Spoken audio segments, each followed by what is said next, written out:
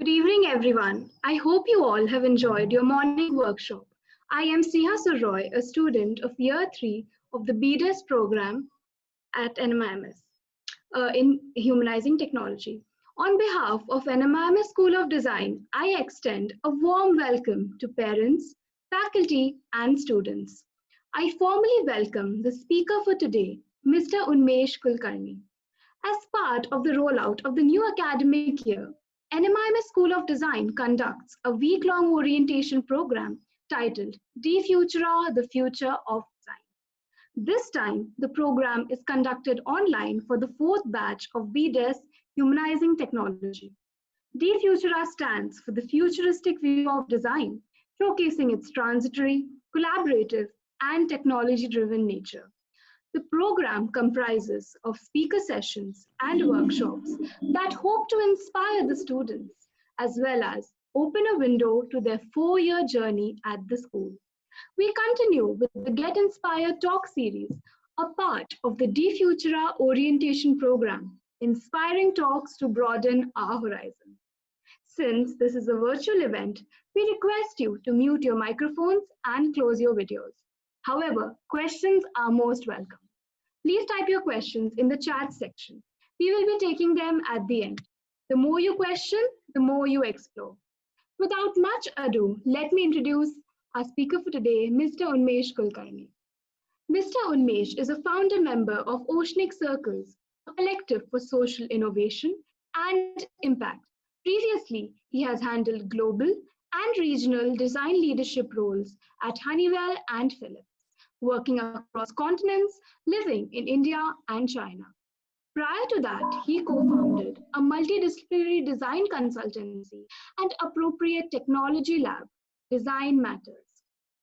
Mr. Unmesh has designed physical and digital solutions globally across sectors, technologies, and regions, successfully bringing branded product and service solutions to markets across various sectors. A firm believer in the power of simplicity and creative empowerment in solving complex, real-world problems, he has a number of design awards to his credit, including 2009 Index Award Red Dot, Design for Asia, Idea Eco Habitat Award, IF Award, etc. Today, Mr. Unmesh Kulkarni will talk about making of a design professional. Look forward to an engaging session. Mr. Unmesh Kulkarni, the virtual stage is all yours. Thanks, Neha. So I'll start my video as well. Thanks, Neha. Can you hear me? Yes, sir. Okay.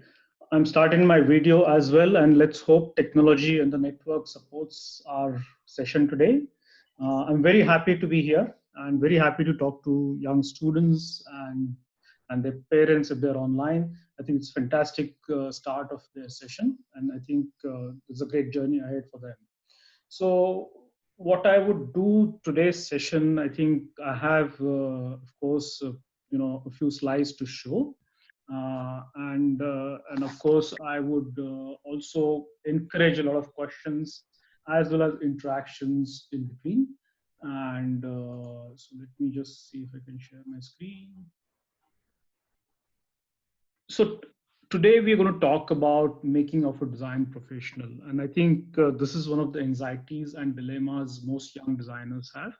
I think this idea of a designer or a design as a profession, I think has a lot of angles, what it means. I mean, some people think of it as some crazy stuff that, people, with long hair and, crazy t-shirts do, in their collaborative environments. Some people think it's kind of a deep research and, working in the labs and so on and so forth. So it also gets confused in terms of, what we do call as creative work versus say engineering work sometimes. But I think that's where a lot of dilemma comes in, and people have different ideas what it means to be a designer. So while there's a lot of cool stuff to be done and created, there's also a lot of hardship that's involved. And I think all of you, I think the school is getting ready for you for that hardship in a way, and getting ready for you for future challenges. Now, the session that we're going to run, I'm going to show you some of the slides. We talk about the journey in terms of what I went through and what you would go through and what it should be, and what are the kind of qualities required.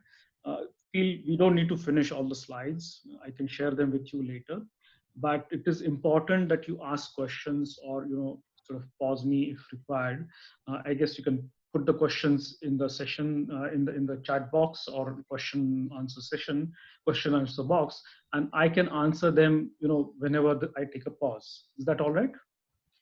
So we talk about life of a designer, and like many other professions, I think it's all about lifelong learning and unlearning.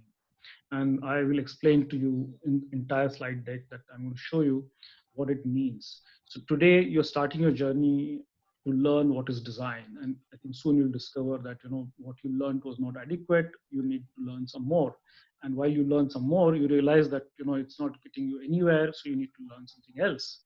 And what so I get that's the journey we go through. So if we talk about the whole learning curve, so wherein you learning something and unlearning something, or you're sort of feeling inadequate at points. So if you look at the learning curve, the first part that you're right now into is schooling. Some of you are freshers, some of you are sort of starting in second year or third year, so you have a bit of idea in terms of what it means to be in a design school. So when I started my journey, I think it was way back, of course, and the design schools were very different. We had just two disciplines: communication design and industrial design, and we learned certain skills and methods which were appropriate of that period. What was felt was contemporary skills of that era. And of course what mattered was how deeply you learn those, and how you get engaged in those, that learning. But as you move on, when you get into your first job or your internships, so I think that's the first initial period for you to get understanding of how industry works, what it means. So it's all about learning design practice, applying what you learned in the school, and also understanding what real life means for a designer. And I think this is where you start to realize that what you learned is not adequate. So don't blame your school for that, because school cannot teach you everything that will happen to you in the future, because each context, each industry is different.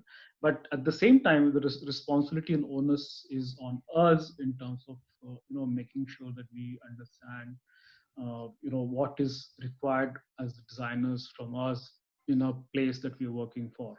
Yeah. Is that clear? So, and of course, then you have, after you spend a few years doing your internship, I'm calling it like an extended internship, because that's where you're learning. I think you have to make sure that you go to an organization where you get to learn, you get to mentor, and you get to, sort of explore freely. And it also means that, you probably are not, sort of more to give up, but you're trying to see how to make things work and how you could make an impression. And I think that's where sometimes you have your first project that gets released in the market, you get some recognition, and that's the new sense of learning that, oh, we didn't expect this, we did it differently, but we learned a lot in the process. And then you become more like a next part of a journey, which is about developing expertise, deep expertise into one area. Yeah. And you probably may not understand today, but typically in the professional world they call it a T-shaped person, or T-shaped profile of a designer, which means you have a deep knowledge of one area, but you also have a broader knowledge of all the areas. So designers by nature, we tend to be generalists, in the sense we need to have fairly large broader area of knowledge. We are not like a specific engineer or a doctor who specializes in one area and practices that only. We need to be a lot more generalist in terms of how we understand the world, and how we understand what people need and what solution, and how to create those solutions. So I think there's a bit of generalist kind of a angle to it, and there's also a specialist angle to it.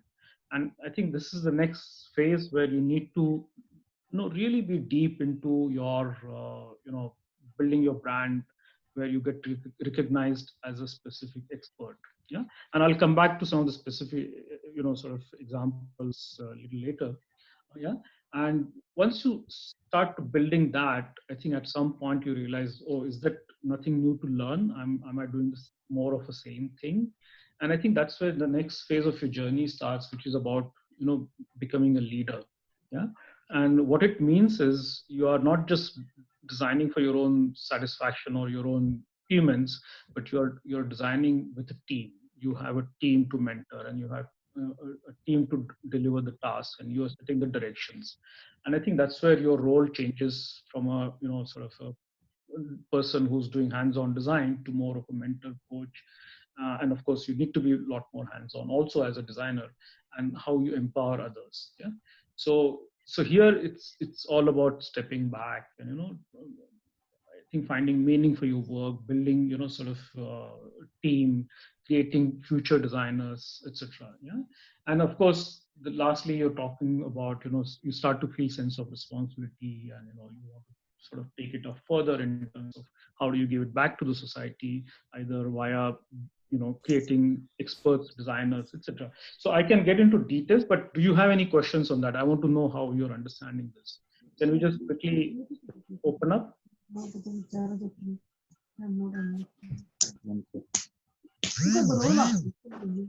No questions till now. Till now, okay.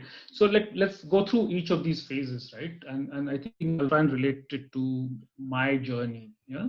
So what I'm showing you here is the history of design, and I think it's important for all of you to have a sense of design history. Honeywell होता है सब company है Unmesh direct Unmesh Kulkarni. Excuse me. Yeah. So any questions? Okay, so we need to have sense of history in terms of how the design has progressed through years, and while the change has been very rapid in last 25 years, 20 years, I think it's going to be even more rapid going forward, and I think that's where you need to be very, very well prepared in terms of how it goes. Of course, this is not when I started my career, but this is like what designer meant when we were looking at our heroes in the past.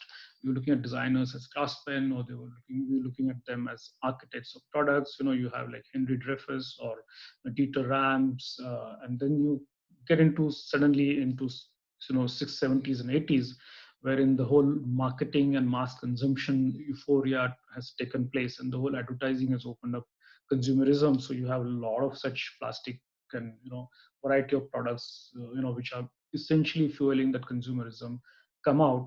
And then of course you have technologies in the form of consumer electronics or appliances and medical equipment, etc., coming out in terms of how sort of it proliferates in our daily life. And I think that's where designers become translators of marketing plans. And I think this was probably not the, I would say, highest point in the life of a designer, because it involved a lot of styling or creating a lot of products which were not really needed. But I think we are moving into we are already into an era where designers are more of craftsmen of industries, experiences, craftsmen of total experiences. And I think that's where you have digital and physical kind of merging, and you have entire new set of technologies that you talk about are coming together. And I think this is a very exciting phase for design, because you can probably create a lot of meaningful impact with a minimal footprint, carbon footprint, and minimal product proliferation. And I think this is a very important stage we are in. And I think that's where we need to see what is the next role, which is in terms of enabling meaningful transformations, because there are a whole lot of areas, like we are in the midst of COVID today, and we realize that there's a lot of things that probably need to change. The future life cannot be as it was before COVID, even if we kind of sort of put COVID under control. It has to be a lot different, because the way we were living, the way we were working was not sustainable.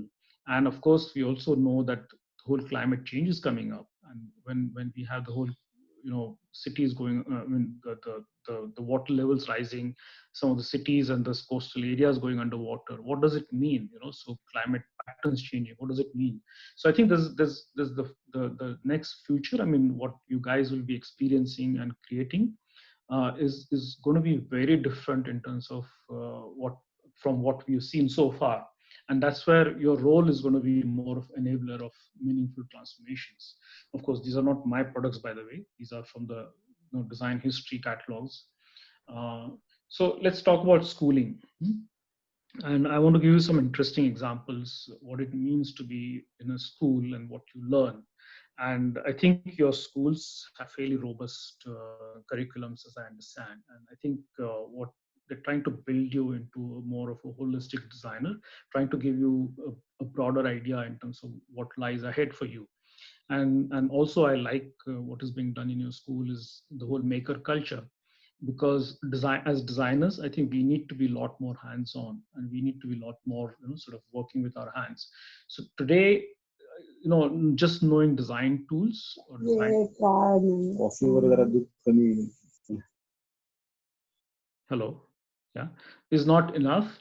You need to understand technologies and the influence of technologies uh, can have on design or design directions.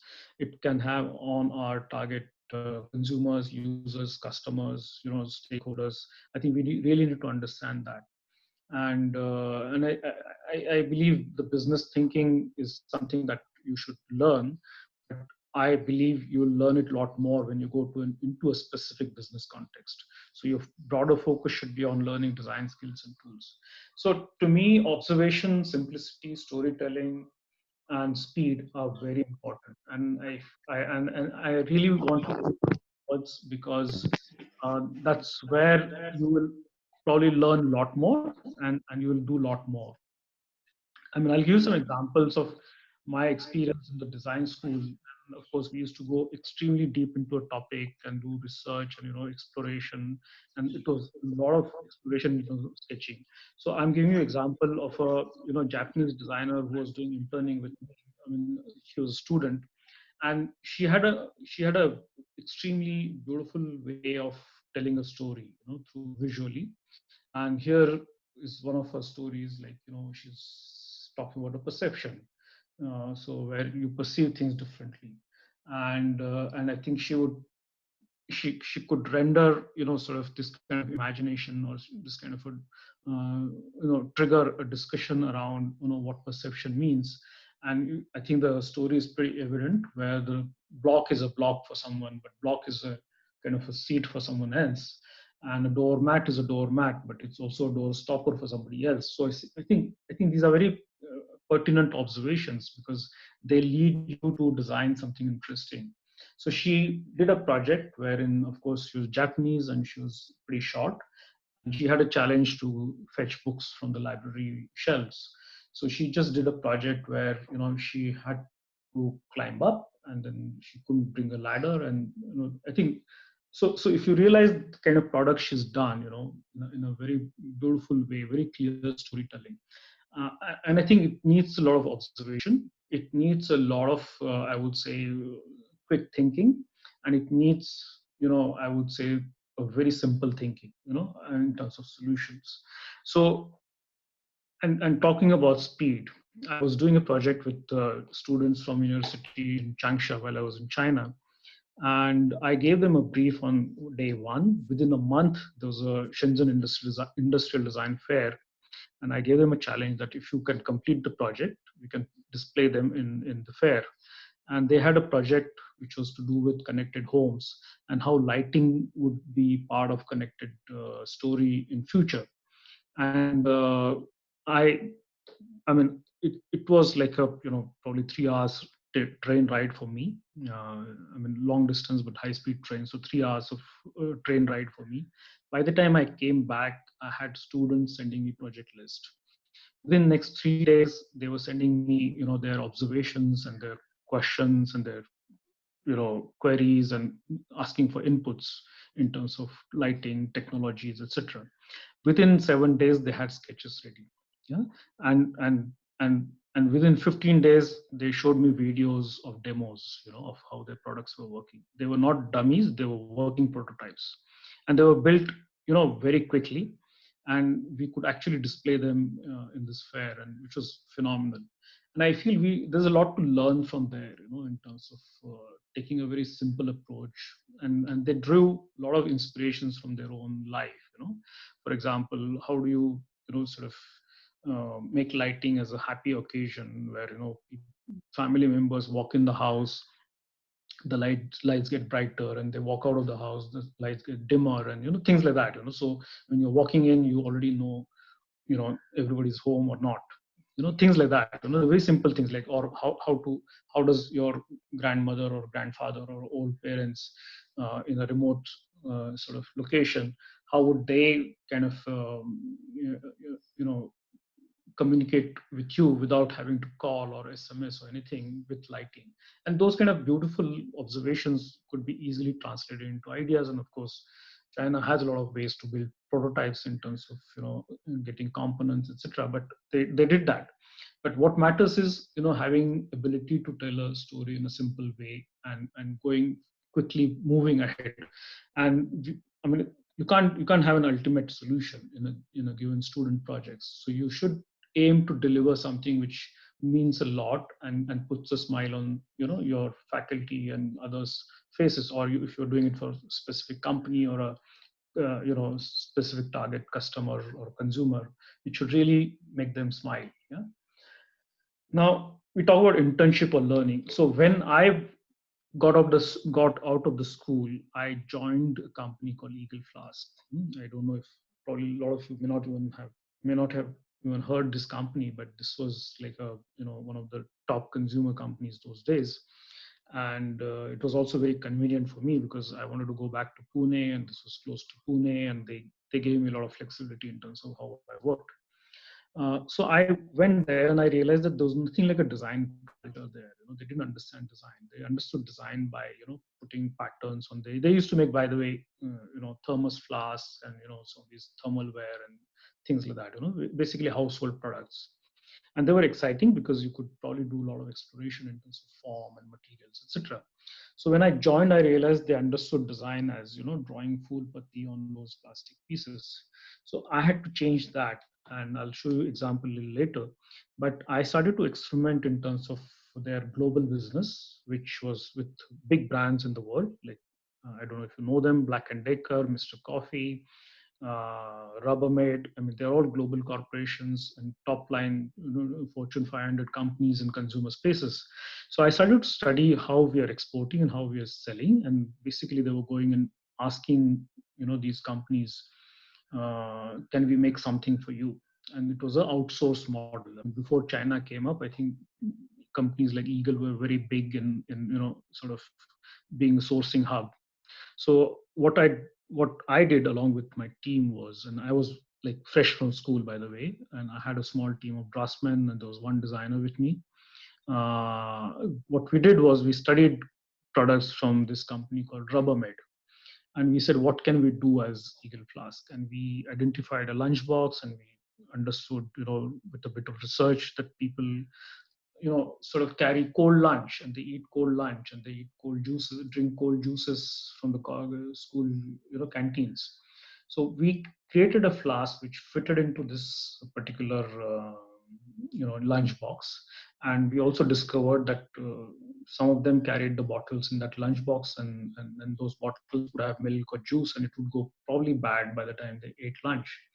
So we created this jar which had a we used one of other Rubbermaid product, which was a cold pack, gel pack. So we put it in the product, and we created this flask which kept the juice at cold, I mean, not freezing temperature, but around 4 degrees for a very long time. And that led to a big order for Eagle Flask as a company. And that changed the role for design, because we were no more design team that was supposed to do phool patti, but we were adding meaningful sort of contribution to the business by understanding the end consumers, understanding the customers in between the brands, and creating products which were sort of meaningful. So so essentially, if you ask me, in terms of this kind of internship, which I'm not saying it's internship, but these are first 2 to 5 years of your learning, you need to make sure that you have a network and collaboration internally. Then you also need to understand the external world, which is about your customers and their context, or end users, consumers, whatever you want to call them. Yeah. And also you need to understand business and brand strategy, and this is very important. I'll give you another example.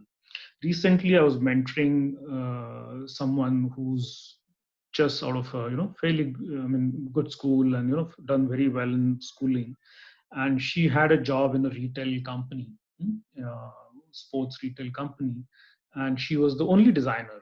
And I got a call that she wants to talk to me because I knew her father. So he says she wants to talk to me because she just quit the job and she's looking for another one. I said, what happened? So he said no, she didn't get the challenge she was expecting, because when she joined, she was asked to do a lot of visual merchandising assignments, which was essentially about Photoshop work and Illustrator work and graphics, etc., which was not what she expected, because she went there as a user experience designer.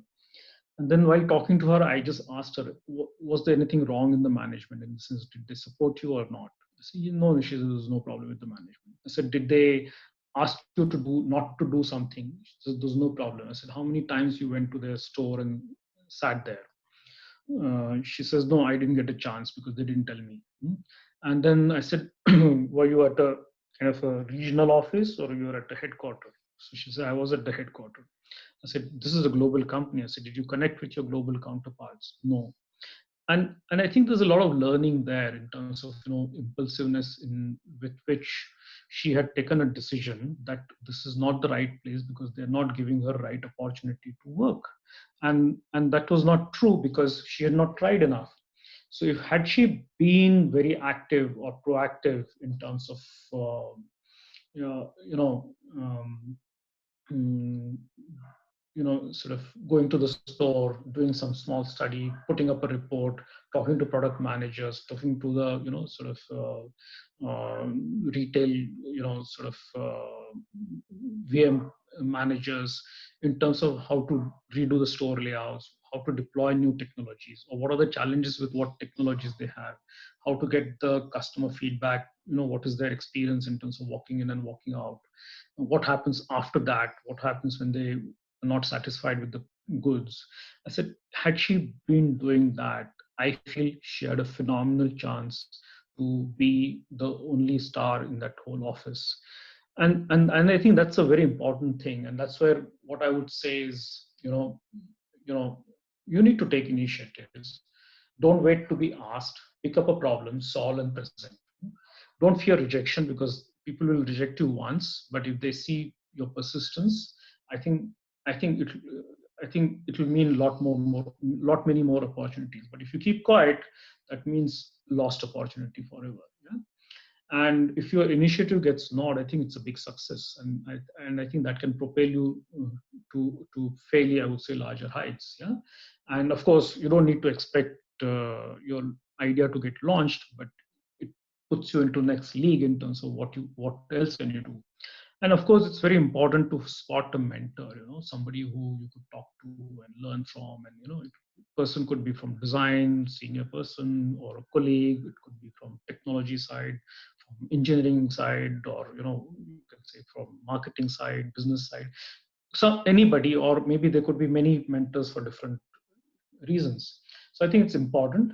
And also make sure that you have a mentor who's also a critic, because if somebody is just telling you nice things, that means you're not getting the right feedback. So I think you have to be very, very, I would say, careful in terms of how you choose your first step and how you play that. It's not about money, because I think that's a lot of designers do that mistake, because they jump jobs because they're getting something better, but they're not leaving any mark. I have interviewed a lot of people who probably in 5 years they've changed 6 jobs, and they feel that's okay, and they feel they've done phenomenally well. But in a design world, in 6 months or 1 year or 2 years, you don't do much. You need to be at a problem, or in a context for more than 2 to 3 years to make a mark. So I think one has to remember that, and I feel in terms of your future career prospect, or how you will be perceived in future, I think it's important to have that solid mark. Of course, I'm not saying you should stay on if the culture is not good, or if it's toxic, and if they're not letting you do anything. I think then it's a different situation. But I feel, given normalcy, Every place is a tough place today, by the way. So there's no easy jobs anymore anywhere. And they were never. Yeah, it's not just today. But knowing that, I feel you need to stay on and prove yourself, and I think that will be a lot of learning for you, because then you're pushing your way through. Yeah. So it's all about learning by doing. And your learning by doing continues through your life. So for example, this is the first this bottle I'm showing you. That's the bottle which was done for Rubbermaid, and that won a lot of awards in US, and it won big business for Eagle, my company. I think it was a big achievement. And of course, after delivering this, I said I'm going to quit and I'm going to start my own company, consultancy in Pune, because I felt I wanted to handle a lot more variety, and I also wanted to work in different areas of different domains and different areas of design.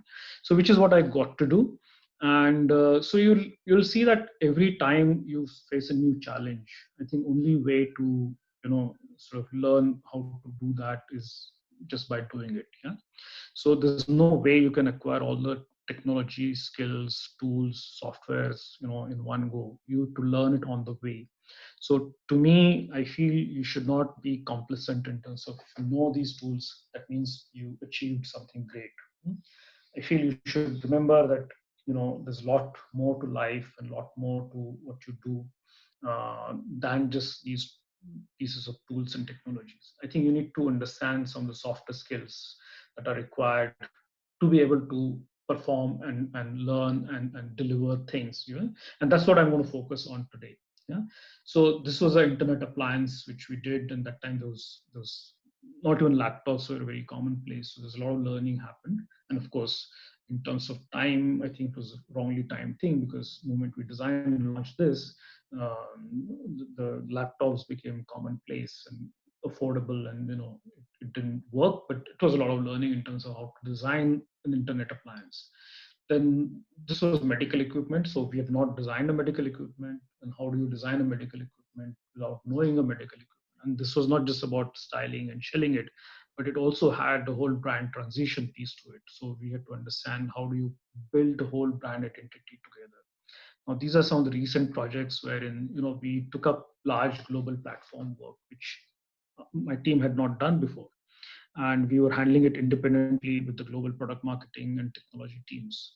So first one is a security software, where for small medium businesses. And so initially there was a hesitation, but we pushed through larger research, deep immersion for the team, and we created extremely, I would say, comprehensive customer journey maps, and their experience outcomes that they want to deliver, defining MVO and defining sort of core qualities. And the thing is, this was one of the first large scale platform project that we delivered a couple of years back. Now, if you see this is a navigation system for the airports. So essentially, it is a system that allows control towers to see how aeroplanes land and how they get docked and how do they sort of take off. So essentially, everything on the uh, I would say at the at the airport level. Yeah, not in the air. So on the ground. So essentially, this was to improve and enhance productivity of the airport. So this involved working with the airports. And you won't believe, the designer who was working on this had just 2 years of experience, and she was able to do research at the airports. She went to airports like Dubai, etc., and she could do the research sitting at the control tower there, which involved amazing amount of permission taking, but she could do that. And she came back, and she could deliver the whole solution, fairly complex solution, of course, along with the technology and engineering team and the product marketing team. But what I'm saying is, there's nothing that you would have learned before. There's nothing, no challenge that you would have anticipated. And that's what it means when I say internship all through your life, learning all through your life, because you need to learn by doing things, and you'll always face the challenges. And I think that brings me to the next point, which is about building expertise. Now we talked about that's the next phase, in terms of your career or how you become a designer. So I always propagate that you need to have, at one point you need to stop being generalist and start being a specialist. You develop expertise in one specific area. You could say that, okay, I want to be a design professor or a teacher. You become excellent design teacher. You say, oh, no, I want to work in the area of healthcare. Okay, you become a healthcare professional. Yeah, I mean, you become expert in healthcare design. Yeah, so you say, no, I want to work in the area of finance and fintech or whatever. So you understand that domain very well. And I'm here, just mind you, I'm not talking about AI, ML, AR, VR, anything here, because those are enablers. Okay, when I say domain, let's not mistake that with technology. Domain is a domain where you talk about either industrial products, talk about consumer products, you talk about education, you talk about agri products, you talk about healthcare products, and they could be software, hardware, anything, or it could be services, anything. Yeah, but you need to understand the domain deeply, and that should be your plan for the next phase in your career. Plan it out, because if you don't plan it out, you'll be flitting from one company to other, wherever you get a job offer or opportunity or a better pay.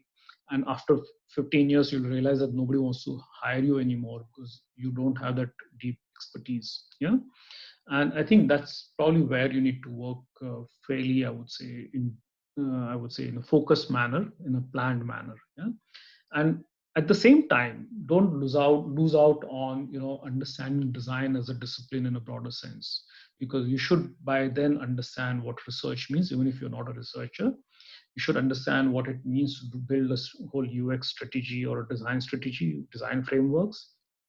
Even if you're not a strategist, you should know how to execute design. Even if you're not an actual designer, you might be a researcher. And how do you do user testing, or how do you do validation, etc. Because I think that's going to help you to broadly run the project with your team, because you would have these kind of competencies in the team. And if not, you may have to double hat and do these tasks yourself, or you may have to train one of your team members to do them as well. And we actually had these kind of situations where we had to push designers into conducting fairly large generative research, and in a totally new domain. And the thing is, the kind of things they came up with were amazing, because they were also responsible for delivering a design, and it actually worked. So we didn't have a researcher to start with in Bangalore, but we went ahead and did the research. We went ahead and built a sort of design frameworks, and we built a solution, and it had a lot of power because every knowledge that was gained was first hand. Yeah. And the second part of the whole thing is the contextual expertise. One is the design discipline and the contextual expertise. Again, that needs to be broader, I would say. You need to understand what business strategy means or a brand strategy means. How do they think? How do business folks think? A lot of times I've seen designers trying to stay in a shell, saying oh, we are sort of designers, we hate business, we hate Excel sheets, we hate numbers. So business is not Excel sheets and numbers. Business is a lot deeper than that.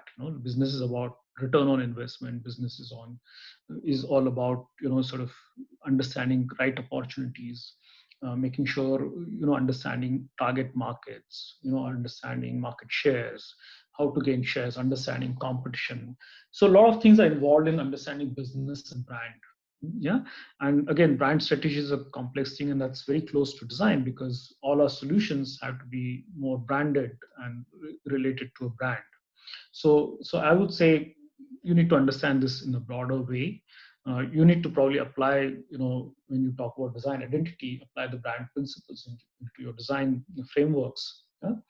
And of course, I think it's very important that you understand how technology and the project management works. The whole agile framework, or you have um, different kind of ways of delivering things. And I can tell you that these things will keep changing, because the world is changing very fast. The technologies are changing very fast.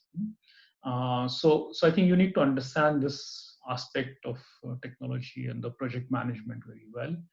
Then again, understanding markets and customers, competition. I think that's, again, you need to have an idea of figuring that out. I think I would say there's no standard formula, and every year that changes drastically, right? So having a deep domain expertise and having a broader expertise into design disciplines and, uh, business aspects, technology aspects, project management aspects, I think is what makes you a fairly T-shaped personality. And of course, you could say that, you are multi-dimensional, but you have a deep knowledge of something. Yeah. And I think it's a very important quality that I would look for if I am looking for a senior design professional who's going to handle a small team, who's going to handle a small portfolio for a business. Yeah. Any questions? Yes, sir. We have one question from Dr. Aditya Gupte. So Yes. designers are constantly learning and unlearning. Do you think that will their curve flatten anytime soon? I feel it's a I think it's a good question. So I mean, when I say Dr. Gupta, you're medical doctor, I'm assuming. Yeah. And I feel anything that applies to field of medicine or field of, if you're a, say, philosophy doctor, then say academic world. So to me, I think same principles apply to design. I think we're not nothing special about design as a profession. Though there's a, sometimes there's a tendency to say that if you know the design thinking methodology and tools, or if you've done design thinking course or diploma, then you can do anything. So that's not true, because I think there's nothing templated about design like the way there's nothing templated about a lot of professions.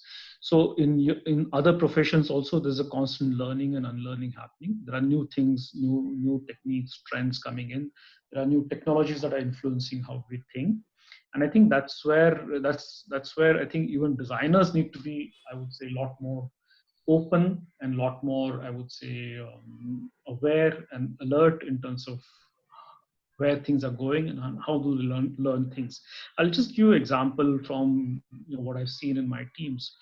I've had very senior folks as my colleagues, and who were very happy being just designers, just graphic designers, just product designers, or just sort of UI designers. And so the danger of staying in that shell is, if you're not built your expertise at a higher level. I mean, I'm not saying they need to become managers, but even, I mean, normally all the companies or all the professions allow you to take two tracks, by the way. Just, I'm taking a step back. So either you could become a manager leader, where you more of a manage the operations, and you manage the team, and you manage their projects, and etc., etc. And another is you become a creative director, where you become a creative leader, wherein you set the whole tone, set the frameworks, make sure things are falling into place in terms of brand requirements, make sure people understand what customers asked for, put the right kind of design methodologies in place, whether you need a deep research, what kind of research you need, how deep the research has to be. So you can be a creative leader or a people leader. Now, to me, when you start to say start to grow, I mean, I'm giving you example of my colleagues. So they could have become creative leader if they wanted to, but they thought that what they were doing was ultimate. The software they knew was the last word in the in the world. And because they've mastered it, there's nothing that can destroy them. And I kept telling them that, the software that you feel proud that you know today will be obsolete tomorrow.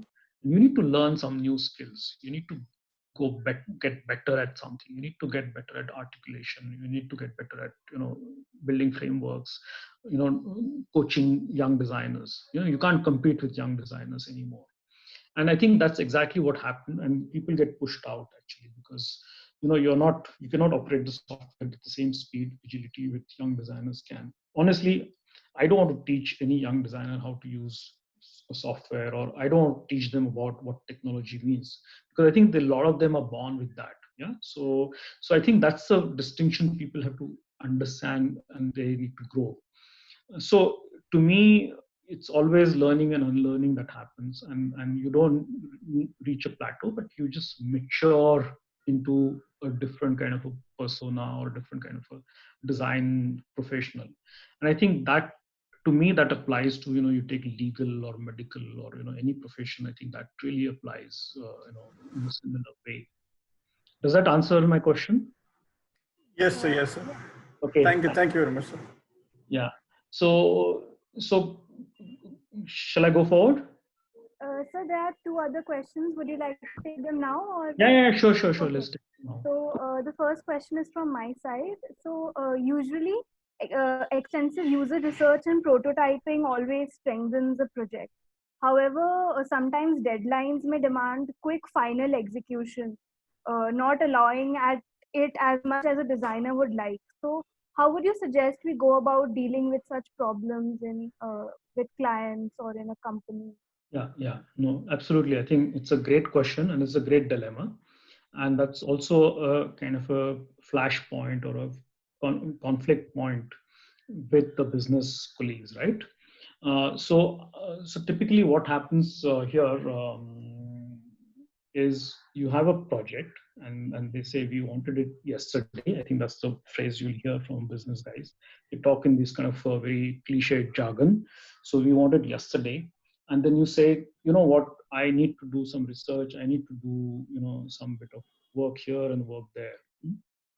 Now, it depends how much control you have, and I think that's where you need to establish credibility. That process comes in. But let's assume that you're starting a new job and this is a challenge thrown at you.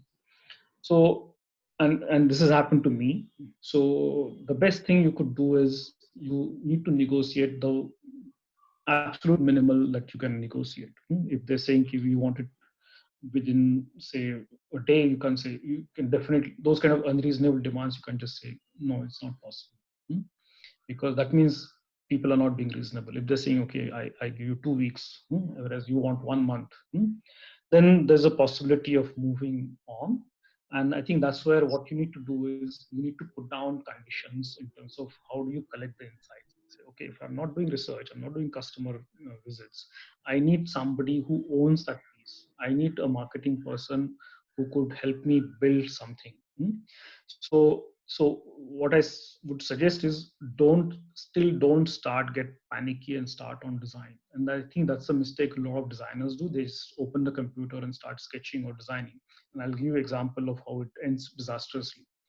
Instead, if you prepare a brief, because I'm assuming you've not got a brief and you've not got a research and you've not got analysis, you need to put that down, even if it's a hypothesis or an assumption, on paper, and ask people to sign up. And I would say, 3 out of 5 times cases, they might tell you, okay, you know what, let's do this research because I'm not sure about what you're saying here.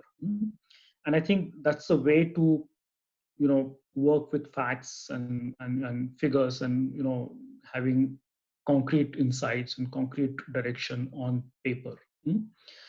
So to me, I think that's where designers could take lead in terms of putting it on the paper, saying, okay, so this is what you said, this is what is required. You told us that the product, say, let's assume that it's a product for say farmers, for you know identifying the crop patterns or soil quality, and then there's an app and there's some hardware, etc.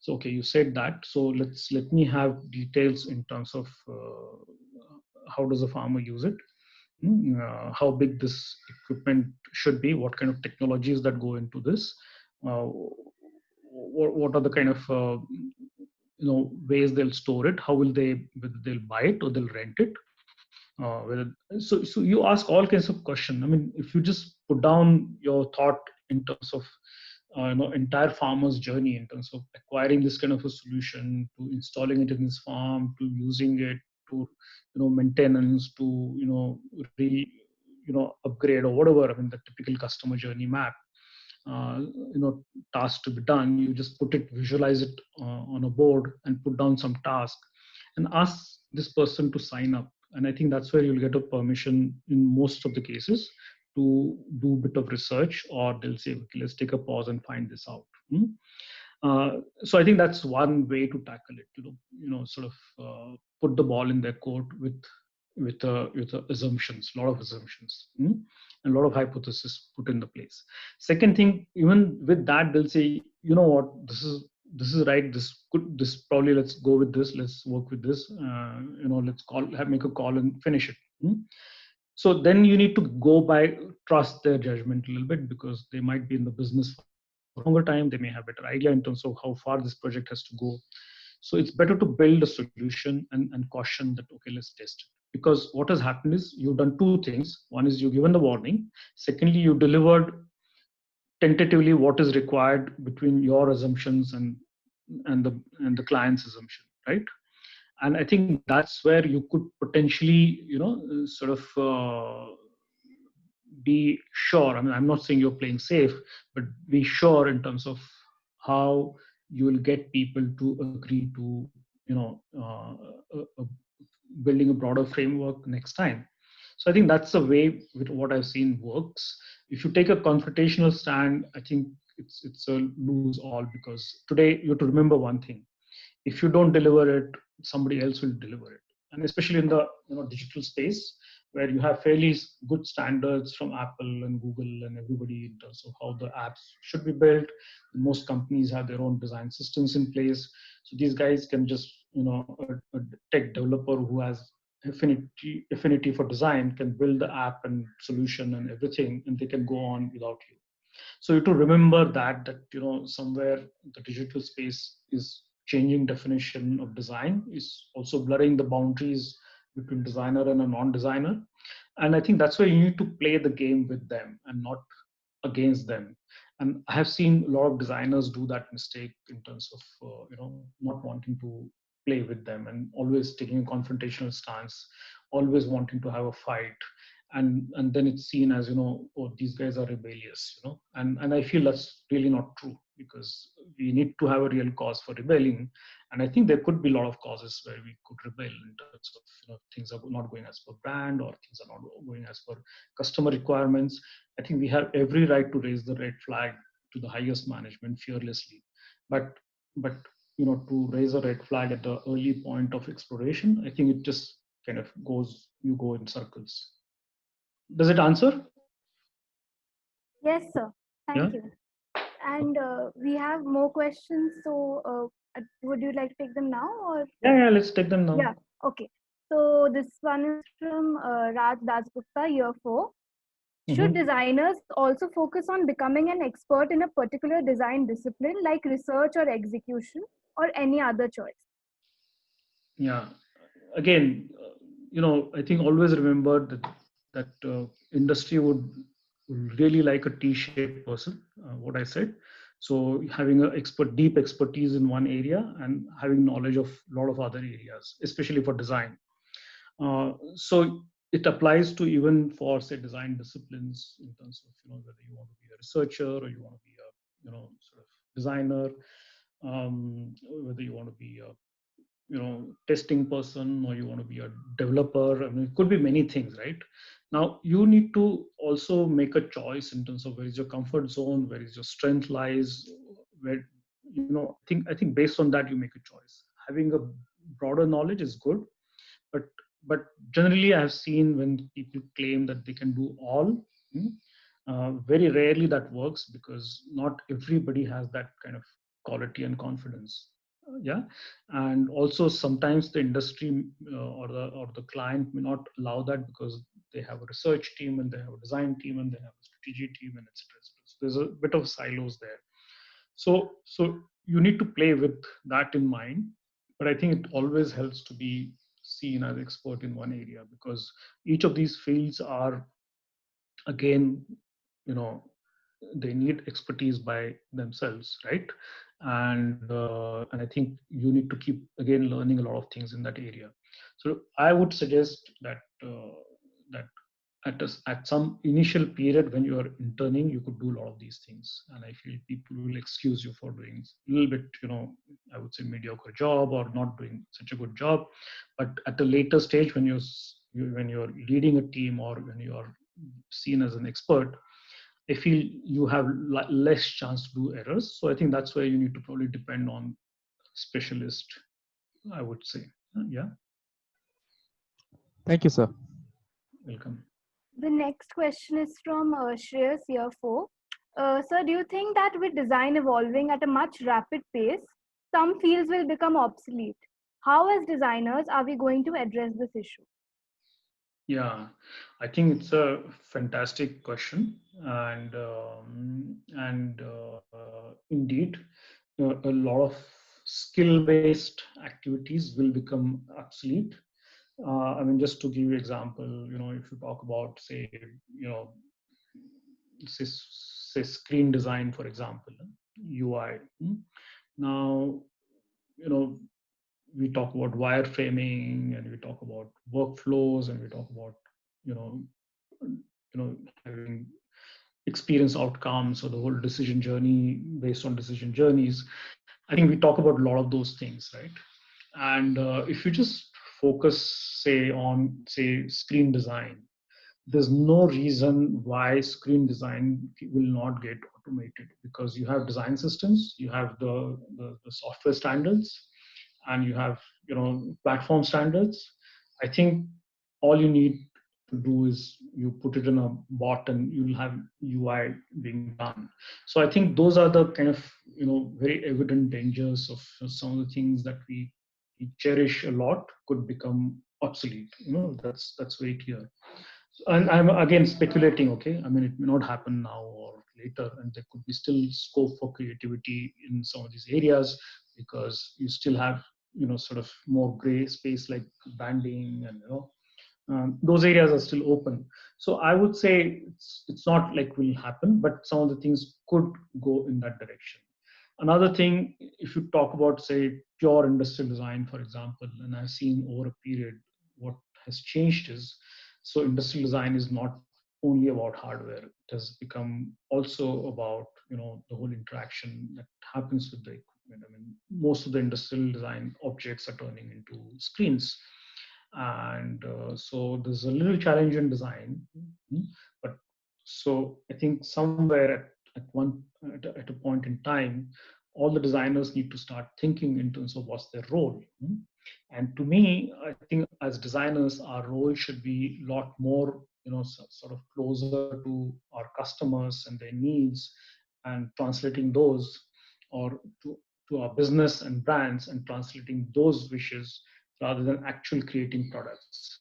And if you see, again, as I told you, that today a developer can start to generate screens which are, probably 80%, 90% same as, any UI designers could do.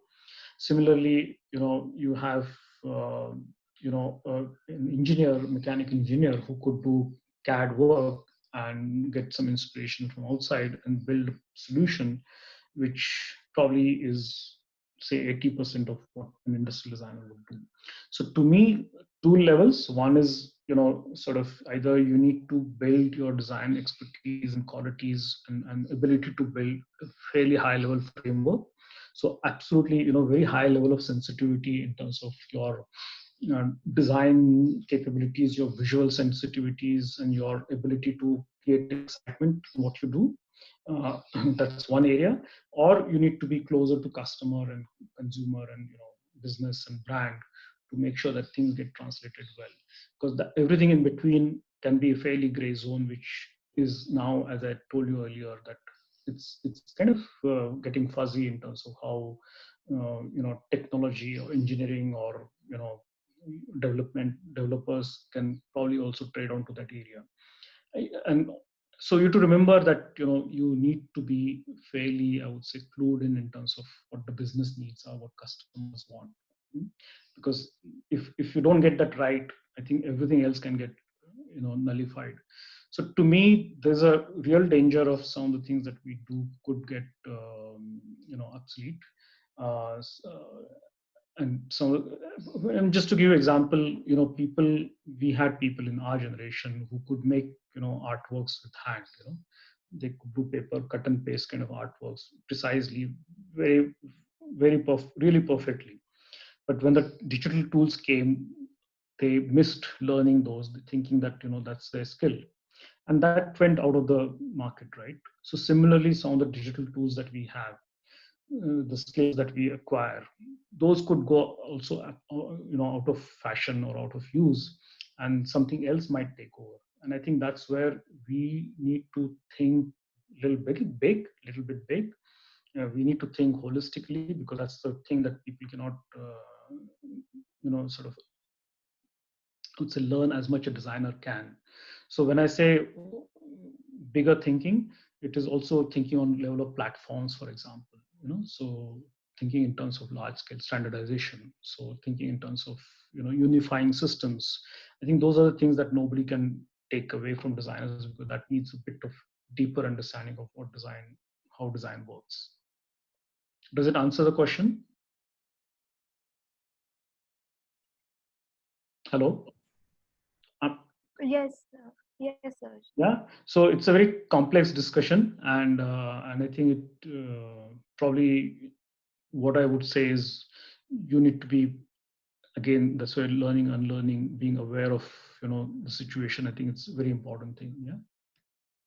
Yes, sir. Thank you. And the next question is from Anuya, year 3. How do you feel design education should be enhanced in order to equip designers to pitch designs more effectively in a corporate environment? Yes. No, I think it's again a great question. So typically the kind of design education you are receiving today, I would say it should be very broad based, in the sense you should get a flavor of what does it mean to design digital systems, hardware systems, IoT systems. How do you do research? How do you understand consumers? How do you put that framework together? How do you understand, I would say, the whole aesthetics and the meaning of aesthetics, because aesthetics is not about beautification. It's about communicating an idea, communicating a brand. So how do you understand brand and the communication piece well in the whole thing, be it product, hardware product or a software product or a service? I think communication and the branding becomes a very important thing. And the third thing, which I feel is also very important, to make designers hands-on. I see a lot of designers who come freshers or seniors, and they say we want to work in design strategy. Yeah. And I feel design strategy is probably 10 or 20% of the whole project phase, and you have 80%, 90% that goes on, which is about executing a design. Because if you can't execute a design, there's no design. It has no meaning, and also you have no place in that situation. So to me, it's very important that people understand that they need to be working across a fairly large, I would say, band today. And I think that's what design schools should do, because design school definitely cannot tell you how to design, say, a healthcare equipment. Of course, you can do a project in healthcare and you learn a little bit of that, but when you go to industry, you learn it much better. So I think design school should build that awareness in you in terms of what are those possibilities and how do you get ready for that. And I think that's a very important thing for design schools to teach. And also it's important to teach that importance of being hands-on, because that's not something that's very insulting, but that's what we should be doing. And then I think it's a very important aspect of quality of a good designer. Yeah. So does it help? Yes, sir. Thank you so much. Thanks, Anuya.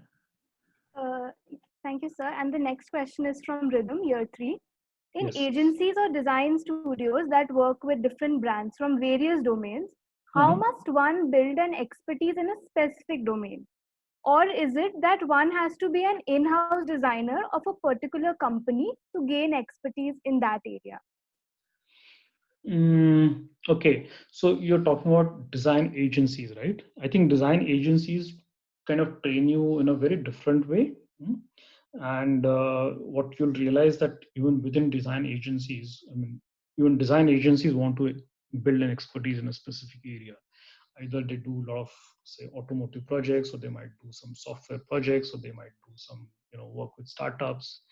So I guess even agencies want to build that expertise, right? And that would probably rub down on their design teams. But let's assume that you're working in an agency that does sort of assorted projects for different companies, different clients, different things. Yeah. So to me, there you're not looking at a specific domain expertise. Maybe you're looking at a specific design expertise. Yeah, wherein you're either becoming expert in a research or building frameworks, brand frameworks or design frameworks, or leading or the entire development of design, prototyping, could be many things, right?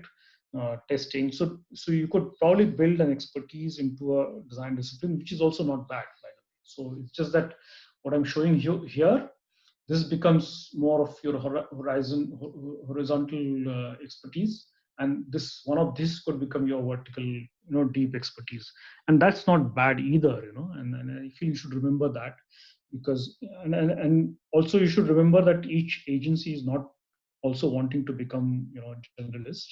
They also want to be recognized for something, and you'll if you just look around, you'll realize that some are specifically focusing on a lot of deep research and conceptual work. Some are building expertise into brand building and related to such work. Some are just pure industrial design. So I guess that will tell you that how they are shaping up. Some of them are sort of experts in building, I would say, quick and dirty prototypes and testing them, things like that, quick concept, quick prototypes. So it's more of a concept, POCs kind of things, proof of concepts they build, what they call as. So I guess each agency would also develop some specialty, and that will rub on you. And I think that's where this map could change. So, but yeah, again, you definitely, you know, got to build some specialty with you. You can't say that, okay, I know a little bit of everything, because that doesn't mean much. Yes, sir. Thank you. Welcome, Rhythm. That's Yeah. all for now. Okay. So I would not spend much time, but we were also thrown a problem of understanding mother and child care, for example. I'm sorry the slide is not visible because it's a large map, and that's not consequential. Yeah. So we looked at what the pregnancy experience means and what the pregnancy cycle means in a rural condition. This was one of the healthcare projects we were doing. So we went deep into it because we had no idea what it meant, and revealed a lot of insights in terms of what happens right in a girl's life from adolescence to childbirth, and what are the touch points, what are the challenges, what are the areas where intervention is required to bring in positive outcome, to bring in a healthy baby and a healthy mother, and not just reduce the mortality, but cause result into a healthier outcome. So I feel this is where I feel you need to make sure that you get to go deeper. I mean, once you have that expertise, of course, people will believe you do such things. But you need to, and believe me, this did not take like 6 months or 1 year. This was done within 4 weeks. Yeah, and you need to be smart, on your toes, very agile in terms of how you get insights, how you build that, how do you translate that. Because if you start to say, okay, I want to do 6 months research, nobody will agree unless it's a really, really project that is starting early or very exploratory project, right? And sometimes too much of time is also not a good idea, because it may not result into something substantial. So it's better to have a fairly, I would say, quick immersions into such kind of areas and build expertise. So you're talking to various stakeholders, you're talking to some, following probably some of the pregnant women, you're probably talking to their families, you're talking to doctors, you're talking to government doctors, private doctors, nurses, midwives, the ASHA workers, etc., etc. And I think if you talk to two of each, then you have a broader understanding. You don't need to talk to hundreds of them, because we're talking about a very qualitative, sort of a picture of slice of life kind of things. So I think this is where the world will start recognizing you as an expert, because you could churn out a large amount of insights and visualize them in a short period of time in a very, very clear manner. Yeah? So this is just one example. Now, talking about leadership and search of meaning, that's the last phase of your I would say career, not last phase, but I would say that's where you should aim to land, where you become a leader, get recognized as a thought leader, you get recognized as a people leader, or as a, you know, creative director or whatever. And what you have to remember is this, you know, this is a pyramid. So that's the unfortunate reality of life. You know, everything is pyramidal, which is not a good idea. We are, I mean, all of us are very fortunate that we're born in probably somewhere top of the pyramid. We are not suffering like, you know, a farmer's family in some remote village in Bihar. So we are fortunate in that sense. But at the same time, to move ahead in, say, corporate life, again, you'll face the pyramid, because to go up, I think the opportunities are smaller and smaller, and only few people can reach.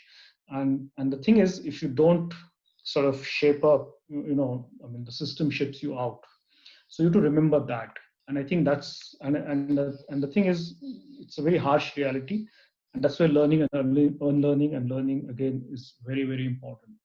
So to me, when you become a leader, you're managing a team or you're directing a team, you're interacting with stakeholders, you're talking to management or clients, you're talking to senior clients, you're talking to external stakeholders, customers, big customers. And there's always a pressure in terms of, you know, expectations, yeah, so from you. And the thing is, if you have a good team, or if you have a backup that you know you can rely on, I think things go well. And thing is, if you want to do everything yourself, things just don't go well, because you cannot cope with everything yourself. So a lot of things are required in terms of, you being a lot of humility, because you need to be really humble. You need to understand what is possible, what is not possible.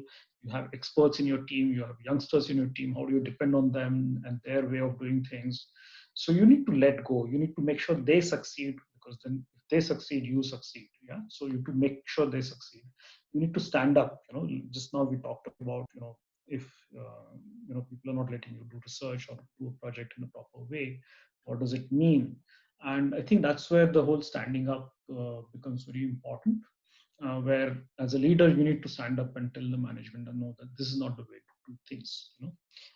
We have to do it in a certain way. I mean, I've had issues with the management wherein I was told that, oh, we want this yesterday. And I said, okay, then what were you doing a month ago? So saying, no, doesn't matter, boss wants it now. I said, okay, we'll deliver, so just give us a clear brief. And they say, okay, this is the brief. I said, no, this is not a brief. So I said, okay, let's meet, let's build a brief. And the moment you start to build a brief with them in terms of what the consumers are looking for, what the customers are looking for, how will they use the product, how will they install the product, how will they maintain the product, how will they buy the product, you realize that they just don't know anything, and they realize they don't know anything. Yeah. And then they say, okay, we'll get back to you. And then they don't get back to you for a month, and that gives you some time to sort of prepare things. But it is very important to stand up, because that's something, as a leader you need to learn to do that. And you'll always have somebody in your team, acting smart and doing something ahead of curve in terms of, before getting a brief, okay, I can deliver this design for you if you wanted it yesterday. This is the design. And then you realize that just doesn't work, because, we don't know the target segments. We don't know how it will be used. We don't know what is a sort of, what are the, how things will install or upgraded or, sort of serviced, maintained. What are the kind of things, outcomes that customer is looking for in terms of, insights from the solution, or what kind of service qualities they require, what kind of solution qualities they require, what are the, dashboards they need, or what are the functions they need, etc. So I feel a lot of times you'll have somebody in the team acting smart, so you need to correct those situations, and that's again where you need to stand up saying that no, that's not the right way. Now I think also, I feel doing what is right and listening before speaking, I think it also helps you to gain respect. And once everybody realizes you do right things, I think there's no way anybody can challenge you after a point. Yeah? So that's very important. So the pictures I put, I mean, they look a little odd, but I think that's where, sometimes search of meaning comes in. So this was a project we did as a part of Phyllis Design Philanthropy by Design initiative. So we were doing appliances and we were working in the space of cooking. So we said, okay, let's do in something which is beyond our corporate structure. And so we just went ahead and did this project, which is won Index Award, wherein we worked with local entrepreneurs and we worked with these self-help groups to build a solution. So we co-created with them. They had stake in design. We had local entrepreneur who was women who were making these. We helped them with the molds to do these, and they were distributing it locally. So it went in India and Guatemala and places like that. So why I'm bringing this up, because at a point you also get, if you established yourself, you get to do interesting projects like these, wherein they become extremely satisfying in terms of how you can prove value of design.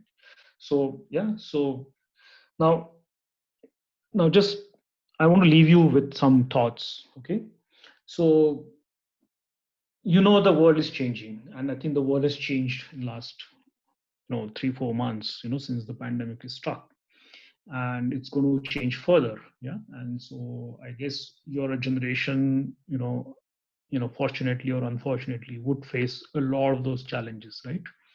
And I mean, I don't feel happy about it, but I think that's going to be something that we all need to accept. I mean, we all have to face the future world. And as designers, I think we do have responsibility. We do have sort of role to play in that world, and I think we have a fairly critical role to play, if you ask me honestly. And that's where I think there are three qualities which I would insist that all of us need to imbibe. One is the discipline. A lot of times we'll see people talk about, I'm a carefree designer, and I don't follow any timing, I don't follow any sort of rules. I'm a creative person. I'm a crazy creative designer, and I feel it couldn't be more false than that, in terms of what it is, because I feel all the successful designers, if you look, I think they've been most disciplined people. I mean, this is sometimes an attribute of an artist, crazy artist, but I have also seen the most successful artists also most disciplined in terms of how they catalog their art, or how do they think through a theme and a idea, and how they explore things. So to me, discipline is a very important aspect. So at no point in time you should fool yourself or fool others thinking you could be indisciplined, or you could be careless and carefree. Second part is creativity, and I think that's where you have a edge over your engineering folks. If you're delivering standard solutions, I guess that's the end of your career. You cannot be delivering standard solutions. You need to be always surprising people with out of the box thinking, even if it's a very small change. You need to be thinking quickly, because if you take the same amount of time as an engineer takes to design something, then I guess your career is over. So to me, I feel creativity just doesn't mean a creative, good looking, or a brilliant solution. Creativity also means how well you could deliver, how quickly could you deliver. And I think that's where you need to live with the problem. You need to sort of dream, breathe, think of a problem, because you need to have a solution. If it says 2 days, let's do it in 2 days. It can't be we said it 2 days, but today I'm not feeling well, so I can't do it. So I think creativity means a lot of things, not just about the outcome, but also the process that you follow, and the whole curiosity. I think it's very important that you broaden your horizon with books. I think social media is good, but that's a snacking, I would call, as in terms of what you learn there. It's important that you read some of the thought leaders from not just today's times, but also from the past. Have a broader sense of sort of reading, and I think that's going to take you probably far. And the next thing, in terms of your personal qualities, yeah, to succeed as a designer, or to be a good designer, or to be a good human being, I feel you do need these three qualities. Yeah, one is the patience. I will give you example. When I joined my first company for almost, 1.5 year. I worked on a lot of projects, but nothing got launched. And after 1.5 year, I had almost half a dozen products getting launched. Similarly, when I was working in Philips in China, for example, so for first year and a half, I was just struggling to put up a team. I was trying to get designs through and trying to, sort of match the speed with which business was working. I mean, they were working with suppliers and they were working with a lot of things. I was getting dragged everywhere, so nothing would, happen, and that was frustrating me a lot. But we just doggedly said, okay, let's go step by step. And after 3 years, we showed not just that we are creating meaningful products, we have a lot of efficiency of product creation in terms of how many designs we are producing, for which how much business we were gaining. So efficiency of new launches was very high. And also we could show that, as the design team starts to work, over a period, we had complete transformation on the shop floor, because then people could recognize that, okay, these are the Philips consumer product, because they deliver different experience, they have a different kind of a touch and feel. And I think that's a very important quality. Second part is perseverance.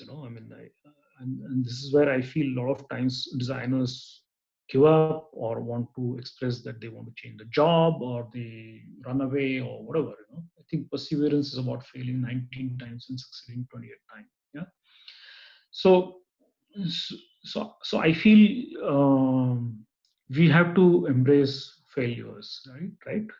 And I think as we get smarter, as we get more creative, I think we can reduce that. But we should not, count failures as failures, but I think they're learning points. And I think perseverance is a very important quality. And I see a lot of designers are being very impatient or very easy to, sort of get disappointed. And I think both of them are not very good qualities, because design is like slow cooking. You can't. It's not about, fast food. So if you anytime treat design as a fast food, as I said earlier, you'll have a lot of people who can do the same stuff like you do.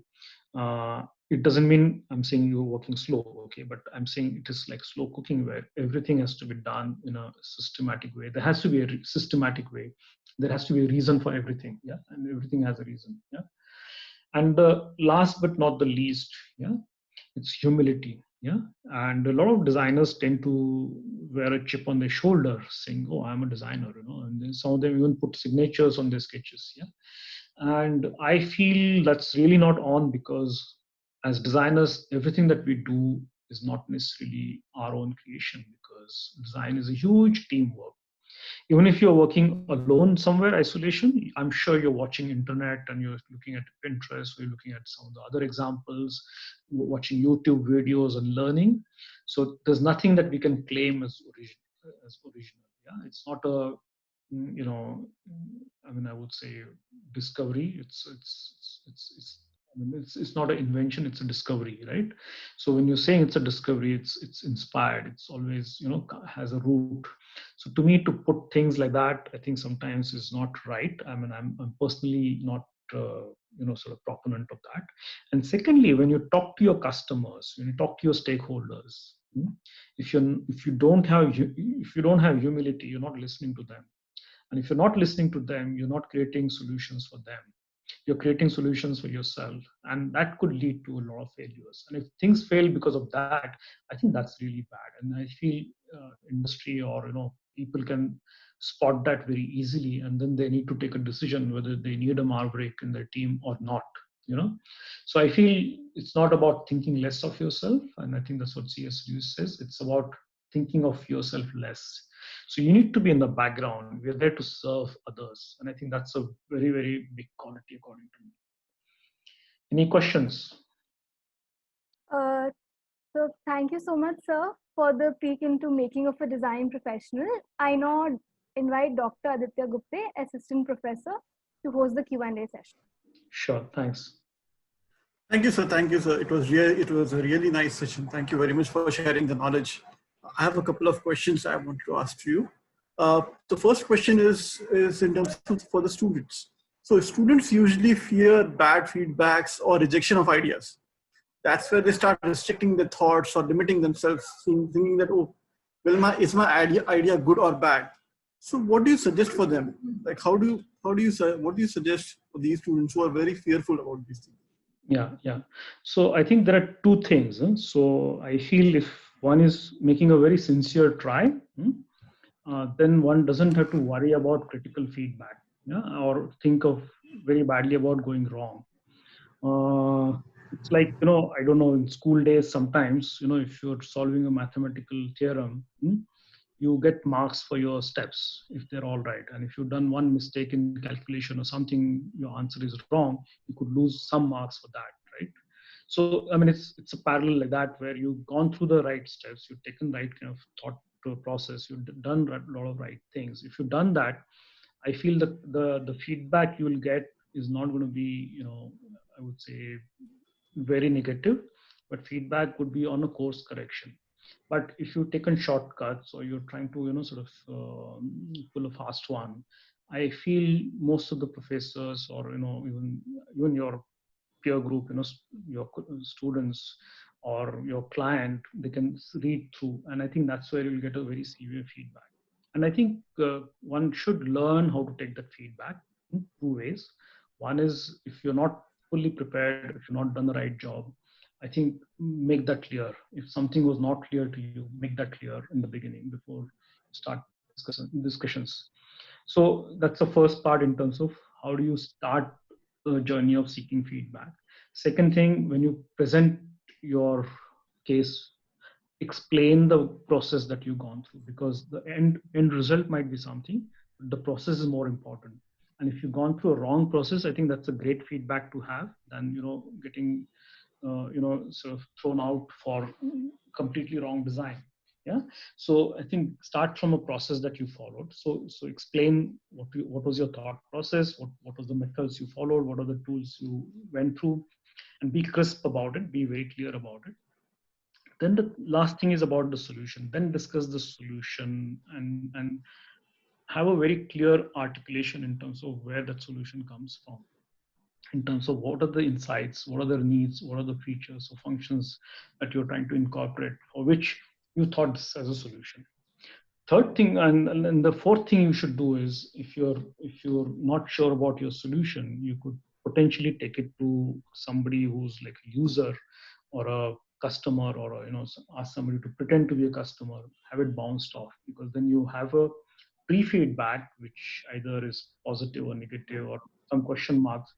Even you could say that I've done the test, but I think these are the questions I have. So if you're very transparent and honest and sort of authentic about your approach, your starting points, your solution, and what you think of it as a solution problem, I think the feedback you'll get is a lot more constructive than if you just pull a fast one saying, this is it, take it or leave it. And I've seen a lot of designers do that, by the way. I don't know if you guys do that, but I've seen it even in the professional world, in the company that I have youngsters coming in. So I have both kinds coming in. Sometimes you have person is so, I would say rude or arrogant, says take it or leave it, and then of course he gets it, fully. So to me, I think again that's a humility piece, right? You need to be very authentic, very transparent about what you've done or what you've not done. And I think that helps you to get the feedback. And to me, I feel you should be actively seeking feedback, because if you don't do that, you'll never learn whether you were right or wrong. And I think always make sure that you go to right people also for feedback, because if you go to the wrong person and you take that feedback seriously, it may not help you in the long run. So I think that's probably I would suggest people to do to follow a discipline of feedback seeking, and also a practice of feedback seeking, more active feedback seeking. I think that's a very important thing. Shying away is absolutely damaging, but not asking right feedback could be less damaging, but it's still damaging. But asking a right feedback could be very constructive in the right way. Yeah. One of the questions asked by one of the students, Shubhangi, is that in an organization, if a project assigned is not completely design oriented or has more or less design process involvement, considering the deadline. How Yeah. should we go about such projects? So just let me understand. No? So it's not a design-oriented project, right? It's not completely a design oriented or has more or less design process involvement, considering the deadline. Okay. So how do we go about such projects? Okay. I'm struggling to understand what is the meaning of not design oriented or design process involvement, but I'm trying to paraphrase it. I don't know if I'm right or wrong. So essentially, what she's asking is there's a project that is being demanded, which doesn't talk of specifically about design inputs, but it has come to a designer, and it doesn't even have a provision for applying a proper design process. Mhm. Does it Yes, sound? sir. Yeah. Okay. Yes. Great. Yeah. So okay. So to me, if you get a problem which is not meant for the designer, where you are asked to get involved, you need to understand that management is not stupid first, okay? Or your client is not stupid. If they're asking you to be involved in something where there's no design role expected and there's no design time provided, but they're still asking you to get involved, there's a reason for that. And a lot of times, and I would urge everyone that, people sometimes say, मैं गया था लेकिन मेरा तो कुछ काम नहीं था, so I just walked out. I said, what do you mean you walked out? I mean, the guy called you, the GM of a business called you to attend a meeting when they're discussing a strategy. I think it's important if you sense, and that's where I think we need to think very quickly. If you sense that there's a certain way design could add value, there's a certain way design could change the course of the project or outcome. I think one needs to stand up and say that, because that's what you're supposed to expected to do.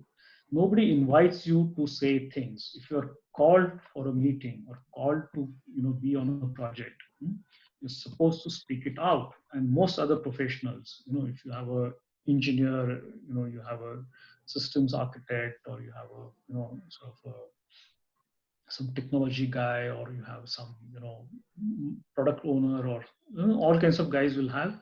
So they are not waiting for things being told. They take charge. And I feel designers need to learn to take charge of a situation for their own area of expertise. So they need to stand up and say, you know what, you need to do these 2 3 things, otherwise you'll not have a right solution. And believe me, 9 out of 10 times people will sit back and take a note. 7 out of 10 times they'll actually give you time, and they'll give you some kind of control to say, okay, can you do something? We are in a situation here, we need to launch this quickly, so this is great what you suggested, and we really respect it. So you'll have probably 60-70% of the times people listening back to you, and that has a lot of value. So to me, to have everything written as an order, or as a mandate, is not possible. It's our job to also write it, because we have a co-ownership. So any project or any program or any business, design has a co-ownership. And a lot of times designers wait for things to fall on on their lap, in a platter, which cannot happen, because unless you're an outsider. So, and I feel we should stop treating ourselves as outsiders. Treat yourself as part of the team, where you have ownership of the project, and that's how you are invited.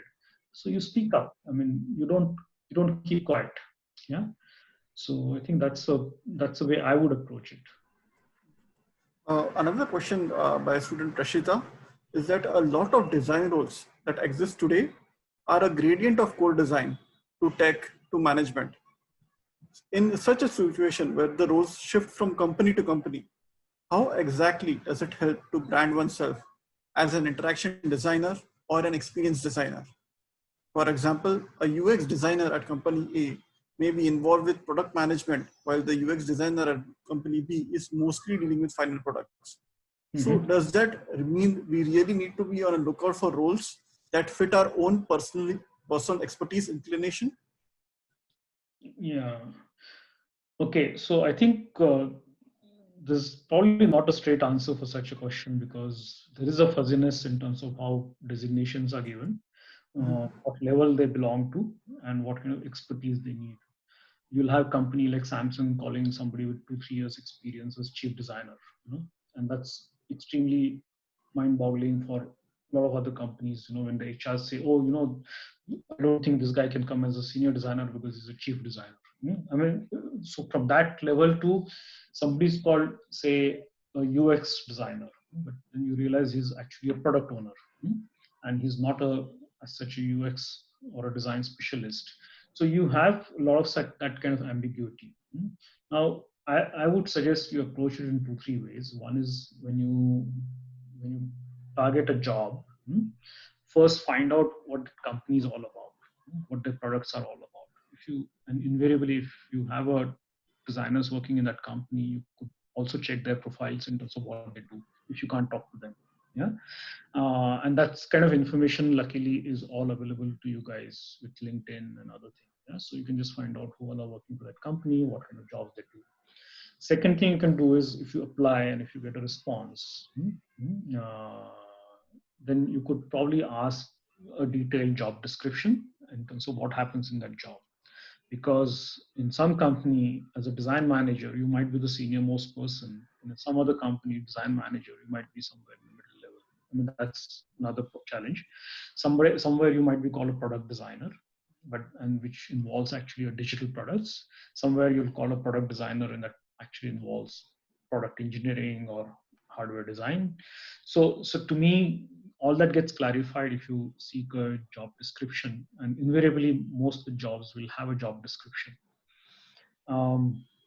So I don't think you should worry so much about landing into a wrong interview, because you'll know beforehand and you can take a call early on. Now, job levels is something, I think that is something which you need to crack, because I have seen people, like, for example, I've had people coming in to me saying, we don't want to take up this, senior principal or principal role because I'm getting another place, director role.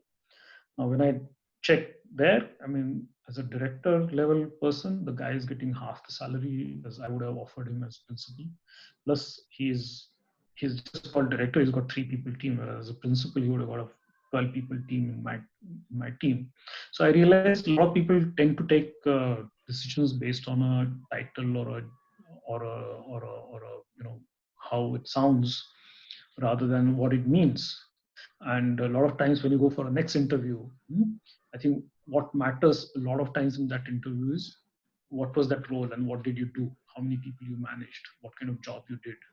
And I think we need to keep that in mind, not to go by sort of superficial descriptions and qualities, but to understand role in detail in terms of what it entails. So whether it's a strategic role, whether it's a business role, it's responsibility for a portfolio, it's a responsibility for a specific group, business group, or is it a member of a team that's doing some global work, or is it just a service provider team where every 3 months you're working on different projects? So you should know that. There's nothing like a wrong role, but you should know that beforehand. So another student, Vedant, has asked a question: what should the head designer ideally do when being perpetually bombarded with changes and suggestions in the final design by clients or other project stakeholders? Have there been instances where in such scenarios, it no longer feels like your design, and how you do, it's like it's no longer your design, and how do you deal with this problem? Yeah. So I think this is more of a cultural issue. When I say cultural issue, wherein people doing random changes because they either haven't, formed up the whole strategy and the whole, plan for MVO and what features, functions they're going to launch and how they're going to launch. Yeah. So there could be 2 scenarios where there's a sudden change in the market situation, wherein, it calls for a bit of sidetracking the work and doing something else, or adding some features, function, because there's a new competition has emerged. I think that's where as a team, one needs to take a call, like what is the impact on time. Second thing could be there's a maverick product marketing manager. He goes every day out and looks at what Google is doing, what Uber is doing, what so and so is doing, what some company is doing, and then he says, oh, let's do this. And I think that's what I'm saying. It's a cultural issue. Now, there are two ways to tackle this. One is, of course, most companies now are highly concerned about the timelines and deliverables because the project cost and project timelines are pre-agreed, pre-planned.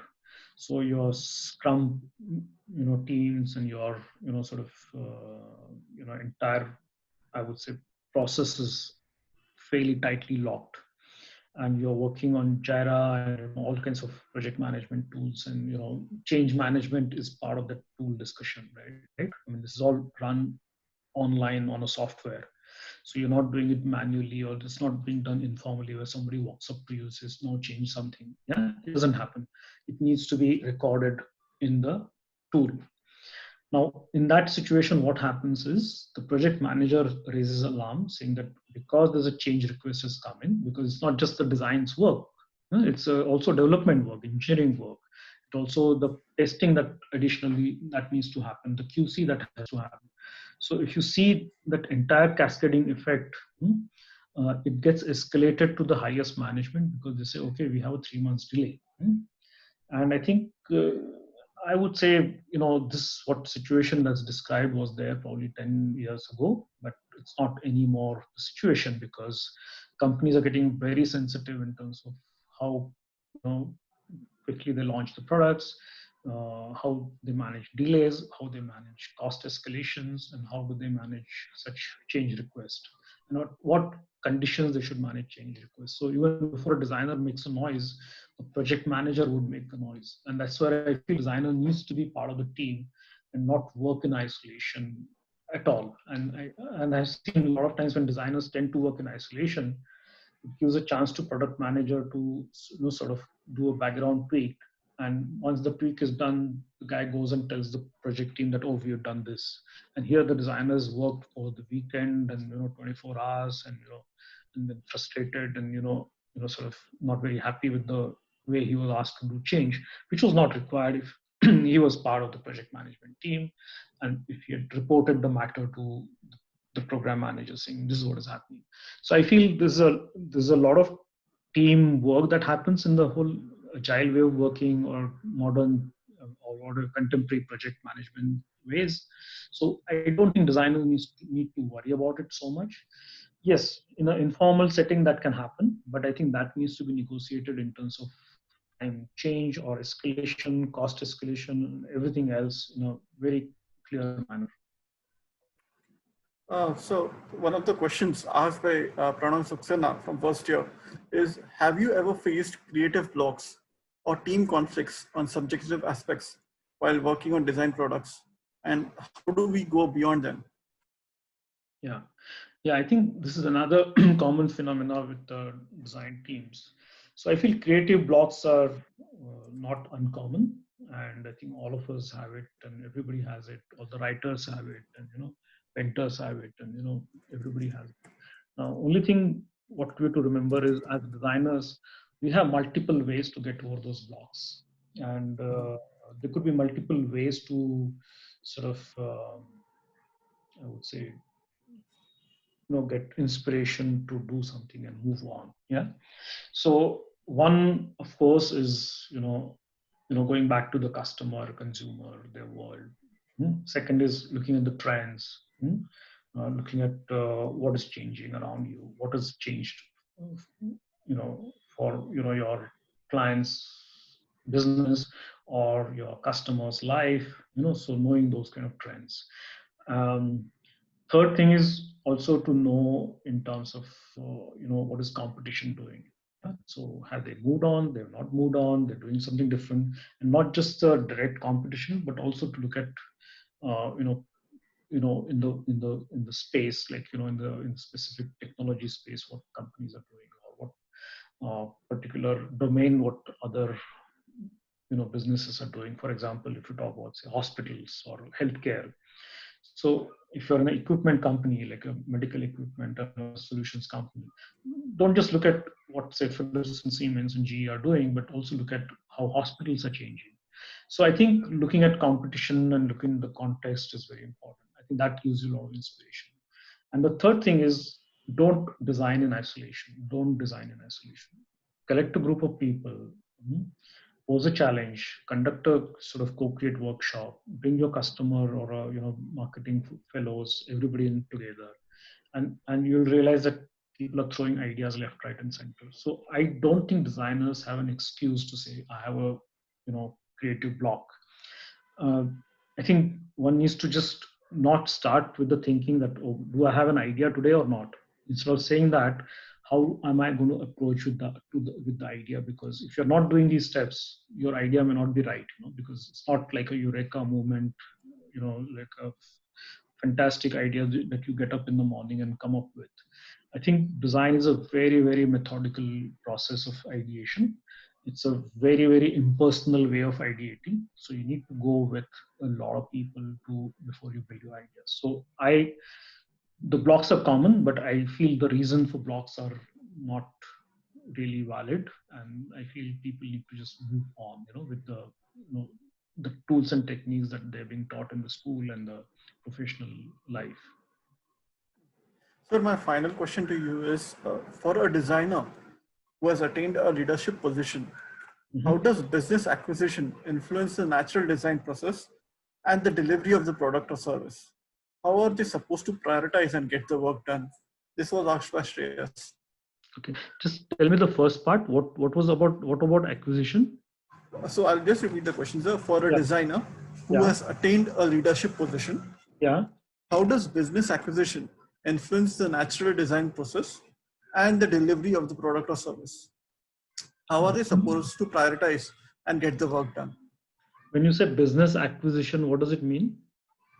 Shreyas, do you want to elaborate?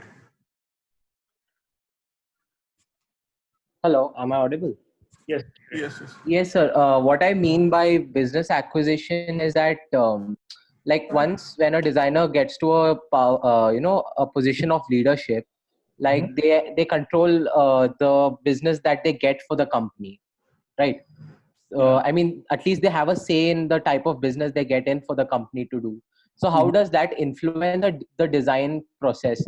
Because suddenly they are bombarded with different departments and different processes that are there in the company. So how do they get everything done on time Yeah. according to the deadlines? Yeah. Yeah. Yeah.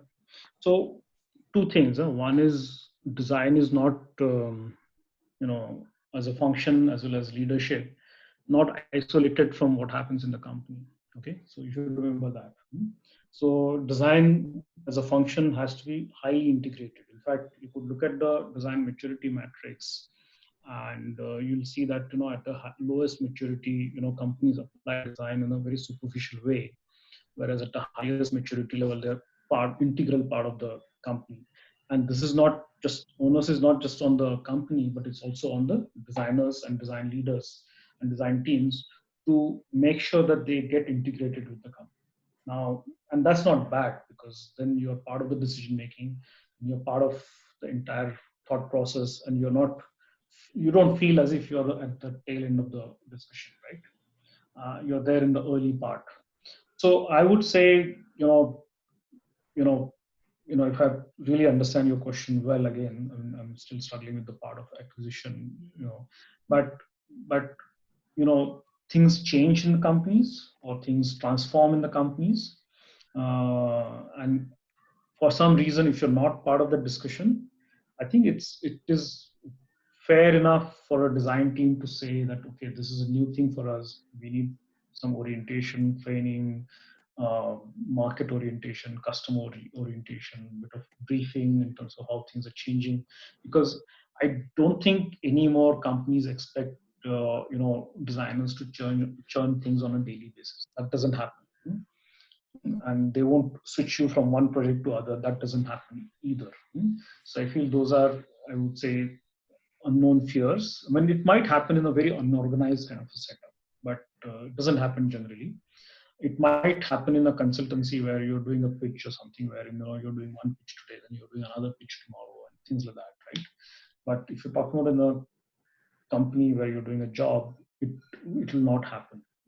Wherein you're suddenly asked tomorrow onwards do something else. Yeah. So you should be very, very clear about that and be assured. I think that will not happen. Secondly, if that happens also, I think there's a way of doing the redressal in terms of asking for a clear briefing, clear direction, clear sort of discussion, meeting of the marketing teams, technology teams. I think, and that all gets facilitated because people don't want you to do, do blind shots. So that's the last thing you want. Now, if that happens in a situation where you're working for a consultancy, and then suddenly you're told to switch tracks and do things, I think that's where it can get very frustrating. And sometimes you have no options because you've been told, okay, this is good for our business tomorrow, because there's always sense of insecurity. But to me, I feel even consultancies are fairly, I would say, robust in terms of settling down in terms of what they want to do today and tomorrow, and what the design team should be working, because nobody wants to switch between things just randomly. So I feel it's not likely to happen, but it happens. I think there's a way to stand up for not just leader, but even the youngest designer to say, boss, can you explain me what this all is about, and what do I do with my earlier work? How do I deal with my next project, and how do we combine these two things together in a meaningful way? I think there's a possibility, and there's a great deal of discussion that can happen there. Yeah? So I think you shouldn't worry about this so much. Thank you, sir. Thank you, sir, for sharing your knowledge with us and answering our questions. Thank you very much. Over to you, Sneha. Thank you, sir. Let us end the event with a few words from our director, Professor Manisha Fatke. So maybe till Manisha comes online, I would just want to make one point. Whatever you're learning today, I think there's a lot of misconception designers have that what you learned in the school needs to be forgotten. And industry doesn't need all that, which is absolutely wrong. In fact, what you learn in the school is absolutely what is required in your professional life, because that's what you're getting paid for. That's what you're respected for. If you're throwing smart solutions, I think people are not going to respect you. So all the methods that you learn, all the techniques that you learn, tools you learn, I think they're extremely important in your professional life. So don't forget those, and don't underestimate those in terms of what power they have, because your engineer or a developer or a product marketing guy can give you a design solution, but he cannot run the process, that you can. So just remember that. Yes, okay, Manisha, I think I had forgotten to unmute myself. So Unmesh, thank you for coming in, spending that time to pass on your learnings. I think experience is something that teaches you very different things in different contexts, and I'm sure our students are going to take home all of this. Hope to see you again, and have a good night. Thanks. Thank you. Thanks, everyone. All the best.